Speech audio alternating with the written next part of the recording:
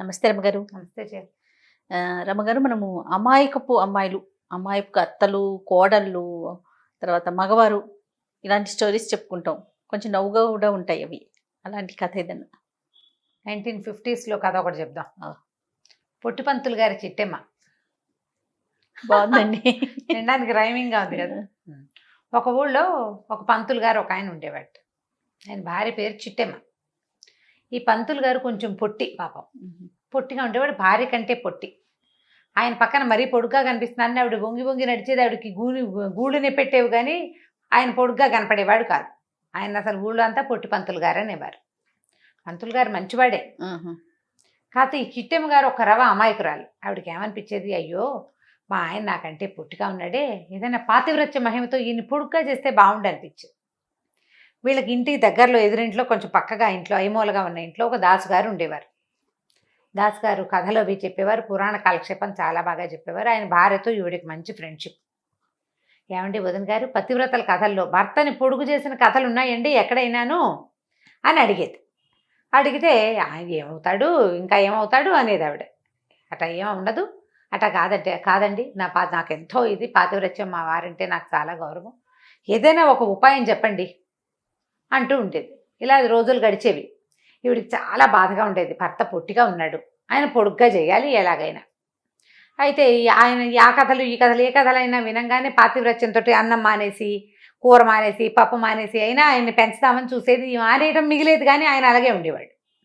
ఒకనాడు ఏమైందట, వెళ్ళి వాళ్ళ ఇంట్లో కూర్చున్నప్పుడు మా వారు ఎలాగైనా పొడుగవ్వాలి, ఏదో ఒకటి ఉపాయం అని మాట్లాడుకున్నారు. మాట్లాడితే ఆవిడేమందంటే, ఏమది ఇంత వయసు వచ్చాక పొడుగవరే అమ్మాయి, అయితే మా వాడు ఆ మధ్య 2 రింగులు తెచ్చాడు, ఏమిటంటే దూలానికి వేళ్లాడేసాడు, అవి పుచ్చుకుని వేళ్లాడితేట పొడుగవుతారేవు మా పిల్లాడు చెప్పాడు, మరి మీ ఆయన కూడా అట్లా అవుతాడేమో ప్రయత్నం చేయమని.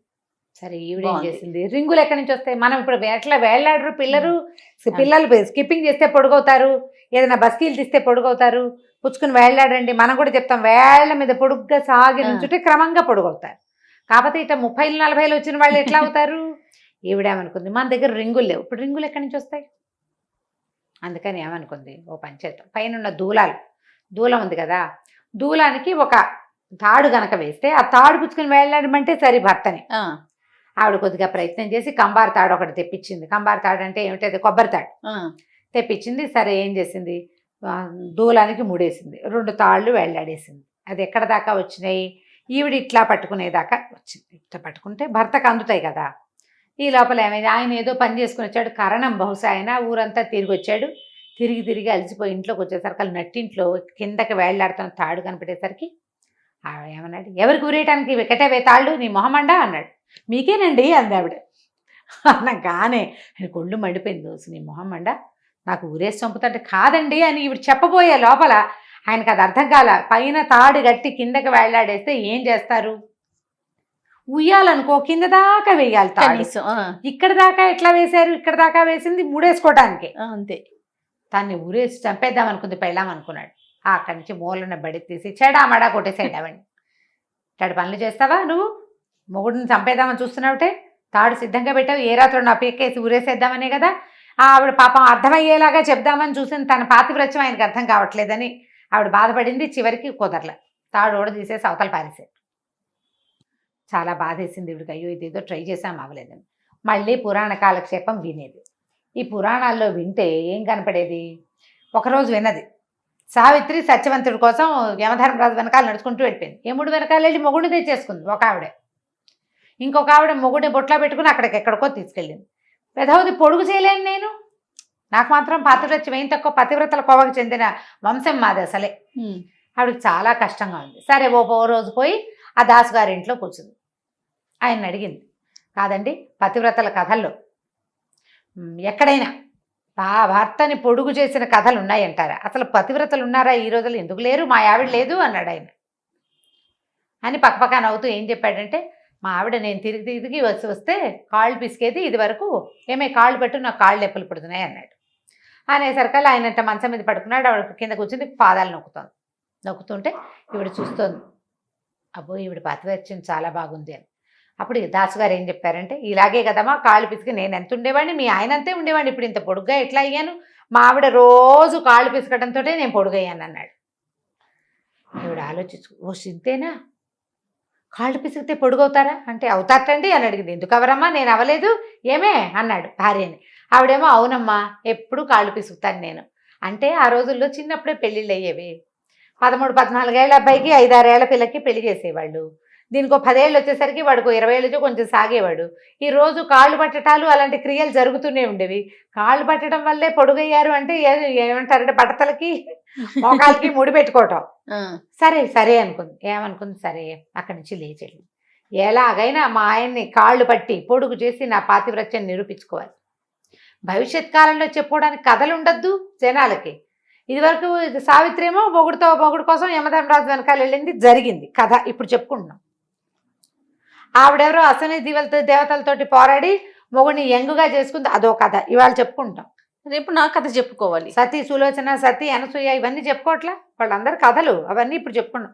ఇప్పుడు నేను పొడుగు చేసిన కథ రేపు చెప్పుకుంటారు, 4 రోజులు పోయాక, నేను పోయాక ఎలాగైనా ఈ పని చేసేయాలి. సరే లోపలికి వెళ్ళింది. ఆయన అప్పుడే ఎక్కడి నుంచో బయట నుంచి వచ్చి మంచం వాల్చుకు పడుకుని ఉన్నాడు. వాదాల దగ్గర కూర్చుంది. కాళ్ళు పడదామని కాళ్ళు పట్టుకుంది. కాసేపు అయ్యాక వీళ్ళ ఇంట్లో నుంచి మొయ్యో మొయ్యో మొయ్యో అని కేకలు అరుపులు వినపడుతున్నాయి. ఆ ఎదురుంట్లో ఉన్న దాసుగారు పెళ్ళాము పరిగెత్తుకొచ్చారు. ఏమిటయ్యా భలేవారి పంతులు, పెళ్ళాన్ని కొడతారటయ్యా ఎవరైనాను అంటే, కొట్టకేం చేయనండి, ఇది నన్ను చంపేయాలని చూస్తోంది అన్నాడు ఆయన. అదేమిటమ్మా కాళ్ళు పిసుకుతానన్నావు కదా అంటే, నా మెడ పిసికేస్తోందండి ఇది అని గట్టిగా అరిచాడు. అరిచేసరికి ఏమ్మా కాళ్ళు పిసుకమని చెప్పాం కాదుటమ్మా నీకు అంటే, అవునండి కాళ్ళు పిసుకుదామని పాదాల దగ్గర కూర్చుంటే ఈయన పడుకున్నారు కదా, మెళ్ళలో తులసి పేరు కనపడుతుంది ఆయన మెళ్ళలో.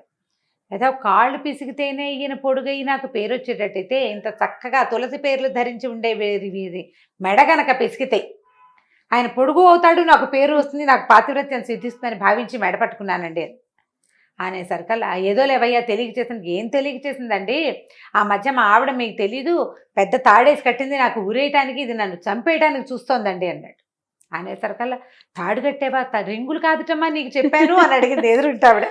మీరు రింగులే చెప్పారండి, మా ఇంట్లో రింగులు లేవు అందుకని తాడేసి కట్టాను, వీరికి అర్థం కాలేదు, నేను చెప్పే లోపల వాళ్ళ నన్ను ఇలాగే తిట్టి కొట్టారండి అని అనేసరికల్లా, ఆ వచ్చిన ఆవిడ పక్కింటి ఎదురుంటే ఆవిడ వచ్చింది కదా, ఆవిడంది అది కాదండి పంతులు గారు, మీరు పొట్టిగా ఉన్నారు, పొడుగవ్వాలని మీ ఆవిడ కోరిక, తన పాతివ్రత్యంతో దాన్ని సిద్ధింప చేయాలని ప్రయత్నం చేస్తోంది, రింగులు పుచ్చుకు వేళ్లాడితే సాగుతారని రింగుల బదులు తాళ్ళు కట్టినంటే, ఏమిటండి ఏదో ఒక రోజు నువ్వు బండరాయి చేసి నన్ను ఎత్తిన పడేస్తుంది ఇది, మీరు ఇలాంటి సలహాలు చెప్పబోకుండా నేను వాళ్ళని కేకలేశాడు.